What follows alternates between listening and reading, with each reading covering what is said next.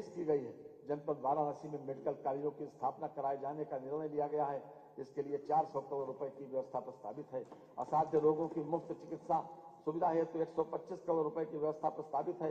राजकीय मेडिकल कॉलेजों में ट्रामा सेंटर लेवल द्वितीय को trauma centre level 1 with in bracket 100 bedded oblique apex trauma centre 200 bedded with in bracket में उच्चीकृत किए जाने हेतु 300 करोड़ रुपए की व्यवस्था प्रस्तावित है। आयुष्मान भारत कार्यक्रम के अंतर्गत प्रदेश में 1600 हेल्थ एंड वेलनेस सेंटर स्थापित किया जाना लक्षित है तथा 1035 राजकीय आयुर्वेदिक, होम्योपैथिक एवं यूनानी चिकित्सालयों को हेल्थ वेलनेस सेंटर्स में परिवर्तित किया जा रहा है।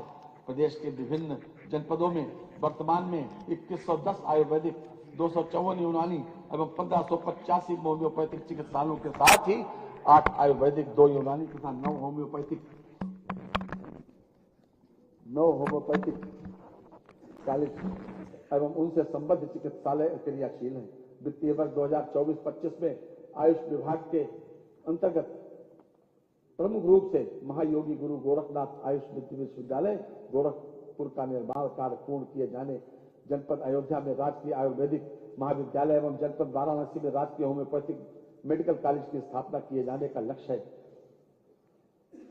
राजकीय आयुष महाविद्यालयों एवं चिकित्सालयों में औषधियों की समुचित व्यवस्था तथा 50 बेडेड एकीकृत आयुष चिकित्सालय 11 जनपदों में स्थापित है तथा 6 जनपदों में भवन निर्माण पूर्ण हो चुका है।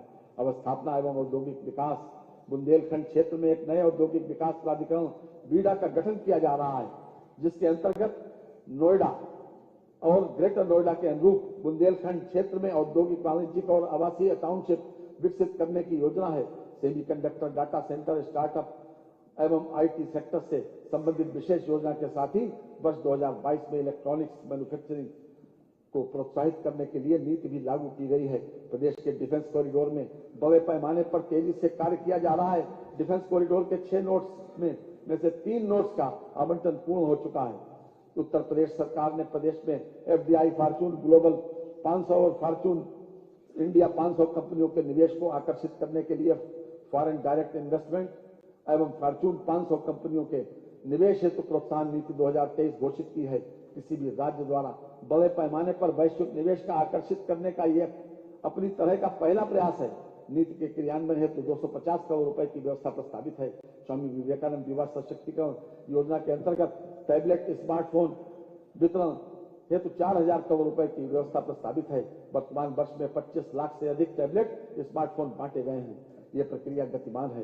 गंगा एक्सप्रेस वे परियोजना में हेतु 2057 करोड़ 76 लाख रुपए की व्यवस्था प्रस्तावित है, जो वर्तमान वर्ष की तुलना में दोगुने से अधिक है। आगरा लखनऊ एक्सप्रेस वे और पूर्वांचल एक्सप्रेस वे को जोड़ने हेतु नए लिंक एक्सप्रेस वे निर्माण हेतु 500 करोड़ रुपए की व्यवस्था प्रस्तावित है। अटल इंडस्ट्रियल इंफ्रास्ट्रक्चर मिशन हेतु 400 करोड़ रुपए की व्यवस्था प्रस्तावित है, जो वर्तमान वर्ष के सापेक्ष 33% अधिक है।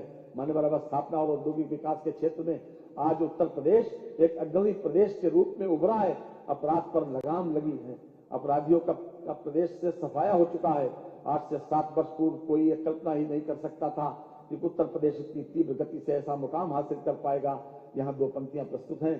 पैदा नजर में एक ऐसा मुकाम कर, दुनिया सफर करे तेरे दामन को थाम कर। सड़क एवं सेतु राजमार्गों के चौड़ीकरण, सुदृढ़ीकरण कार्यों हेतु 2881 करोड़ रुपए की व्यवस्था प्रस्तावित है। धर्मार्थ मार्गों के विकास हेतु 1750 करोड़ रुपए की व्यवस्था प्रस्तावित है।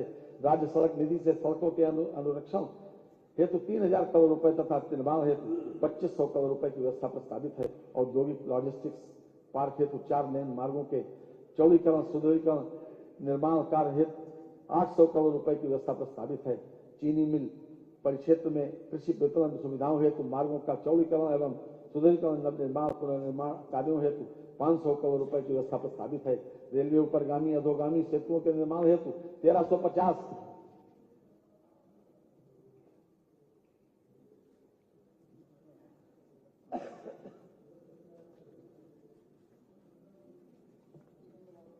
1350 करोड़ रुपए एवं ग्रामीण सेतुओं हेतु 1500 करोड़ रुपए की व्यवस्था प्रस्तावित है। शहरों एवं कस्बों में ट्रैफिक जाम की समस्या के समाधान के लिए शहरों में फ्लाईओवर आदि के निर्माण हेतु 1000 करोड़ रुपए की बड़ी व्यवस्था प्रस्तावित है। सिंचाई एवं जल संसाधन विभाग हमारी सरकार द्वारा 31 सिंचाई परियोजनाएं पूर्ण की गई, जिससे 22,75,000 हेक्टेयर से अधिक सिंचन क्षमता सृजित हुई, जिसका लाभ 46,69,000 कृषकों को प्राप्त हुआ। विभिन्न जनपदों में 6600 राजकीय नलकूपों के आधुनिकीकरण तथा डार्क जोन में स्थित 569 असफल राजकीय नलकूपों के पुनर्निर्माण का कार्य प्रगति पर है। इन कार्यों से लगभग